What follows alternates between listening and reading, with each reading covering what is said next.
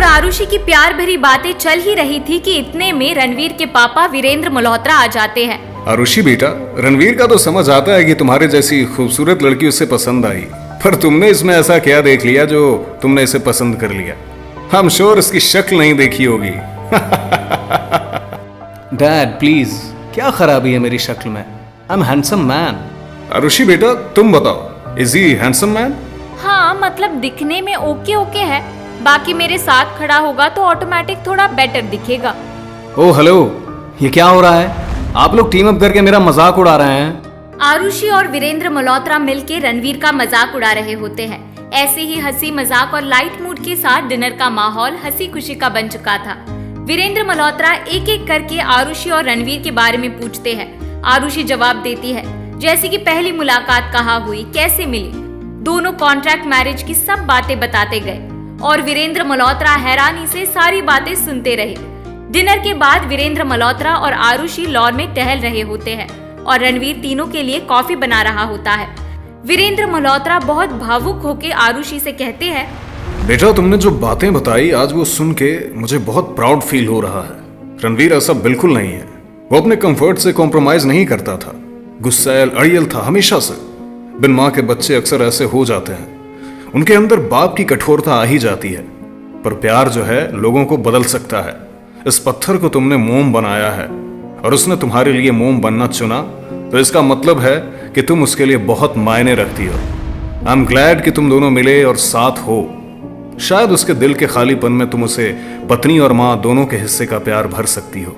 ये बात कहते हुए वीरेंद्र मल्होत्रा की आंखें भर गई थी। आरुषि की पलकें भी नम हो जाती है।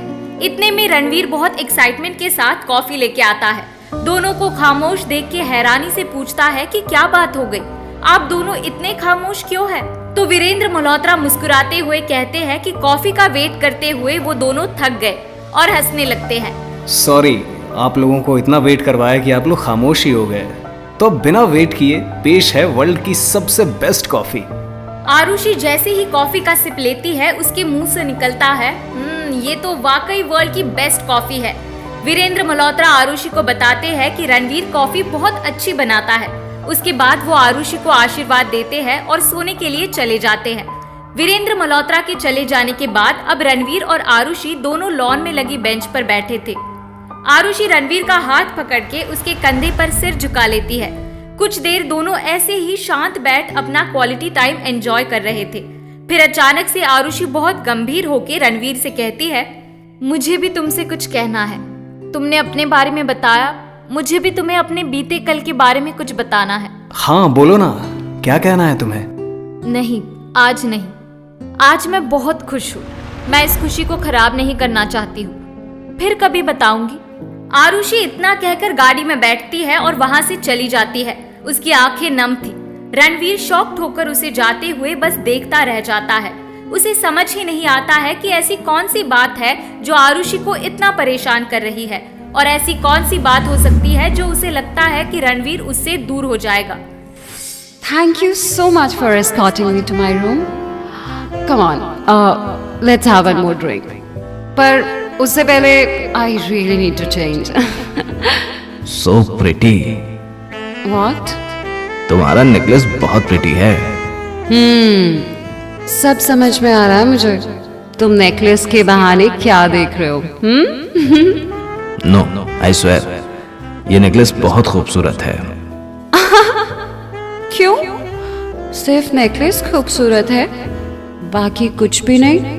नहीं नहीं, सिर्फ नेकलेस खूबसूरत है, बाकी सब तो किलर है।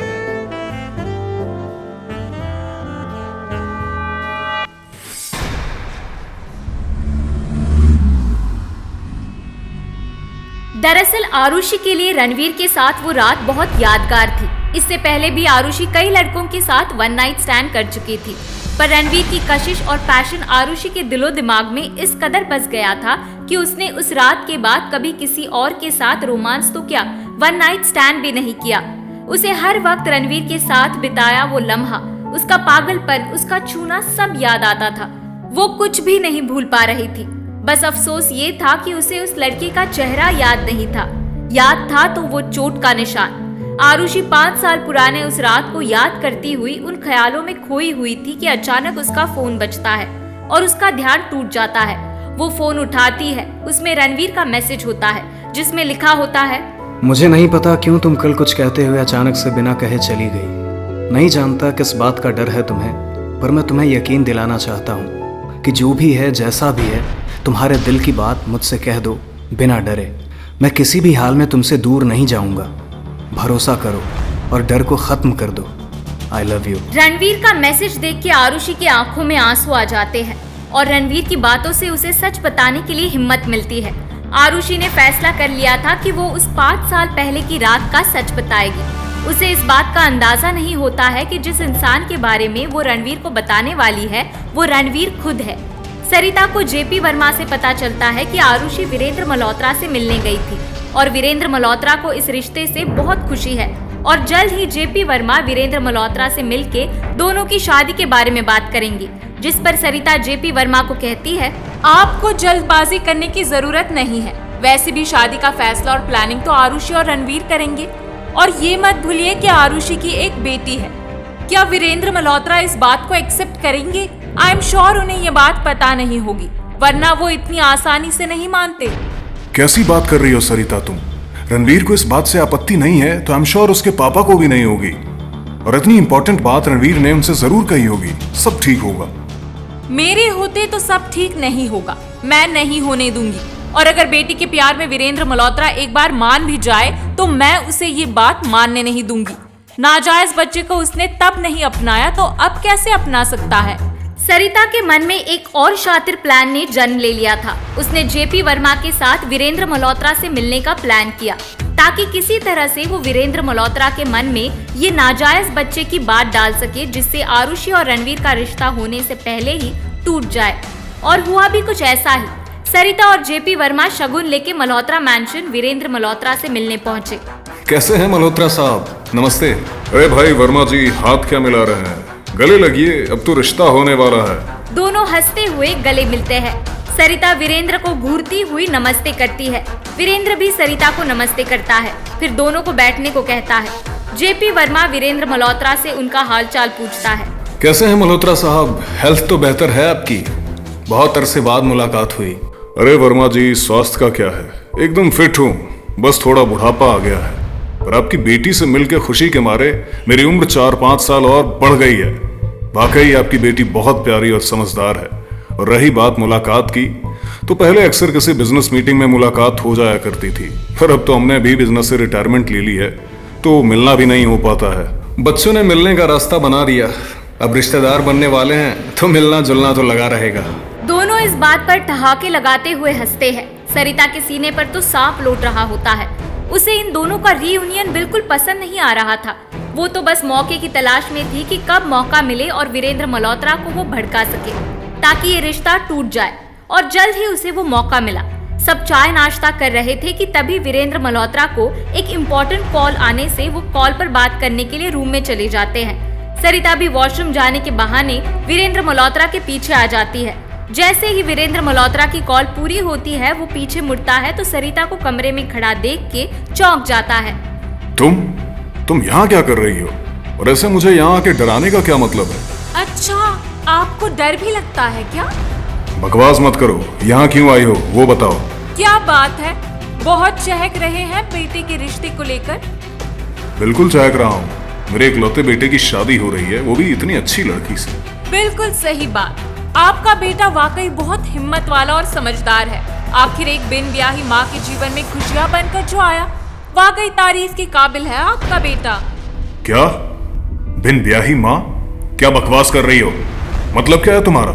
ओह, तो आपको पता ही नहीं है? आपके महान बेटे ने बताया नहीं आरुषि के नाजायज बच्चे के बारे में? आश्चर्य है, उसे तो इस बारे में पता है। तभी तो मैं कहूँ कि वीरेंद्र मल्होत्रा कैसे बदल गया, ये जानते हुए इस शादी के लिए मान कैसे गया। अब समझ आया कि कैसे मान गया। वीरेंद्र मल्होत्रा जैसे स्वाभिमानी और खानदानी अपने खानदान के माथे पर इतना बड़ा दाग कैसे लगने दे सकता है। खुद का प्यार छोड़ने वाला वीरेंद्र मल्होत्रा आज बेटे के लिए कैसे पिघल गया। सरिता, तुम ज्यादा बकवास कर रही हो। बकवास नहीं, सच बोल रही हूँ। तुमने मेरी बहन को उसके नाजायज बच्चे की वजह से छोड़ा था, जबकि वो तुमसे बहुत प्यार करती थी और जिसको प्यार करने का दावा तुम करते थे, पर तुमने उसे अपनाने से मना कर दिया। तुम्हारे लिए खानदान की इज्जत बहुत प्यारी थी। अब क्या करोगे?